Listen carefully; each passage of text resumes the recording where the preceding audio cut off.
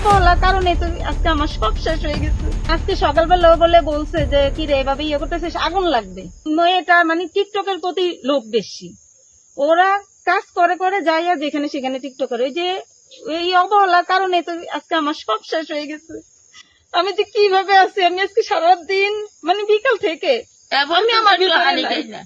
বিশ্বাস করবেন নি, আমার স্বামী হয়তো অনেক কষ্ট করে এই কতটুকু জমি আমি কিস্তি টিস্তি থেকে উঠে তারপরে আমি এই জমি নিয়ে তারপরে এই কতটুকু ঘর করলাম। তো আমি এখন ওনাদের থাকতে দিচ্ছি, এই থাকার পরিণতি আমার এইভাবেই ক্ষতি হয়ে গেল। রান্না বসায় তুই চলে গেছে ওনারা। কি করতে গেছে? হ্যাঁ, টিকটক করতে গেছে। আমি আবার আমার ওয়াইফাই নিয়ে নাম্বার নিছে, ওই রাস্তায় দাঁড়ায় দাঁড়ায় ওরা টিকটক করে সকালে বিকালে দুপুরে যখন। আচ্ছা, এই পাশে একটা পুষ্করিণী আছে, এই পুষ্করিণীর মধ্যেও দাঁড়ায় দাঁড়ায় টিকটক করে, বা যেখানে মানে যেখানে যেভাবেই থাকে ওইভাবেই মোবাইল নিয়ে টিকটক করে। মূলত তারা কি করে, মানে কি কারণে এখানে ওনারা ভিক্ষা করে। তো ভিক্ষা করে? হ্যাঁ, ভিক্ষা করে। আজকে কি টিকটক করছে? আপনারা দেখছেন? টিকটক করস কি জানি শুনলাম না, আগুন ধরাই দিই। আচ্ছা, এই এটা কইয়া আপনি নিষেধ করছিলেন না?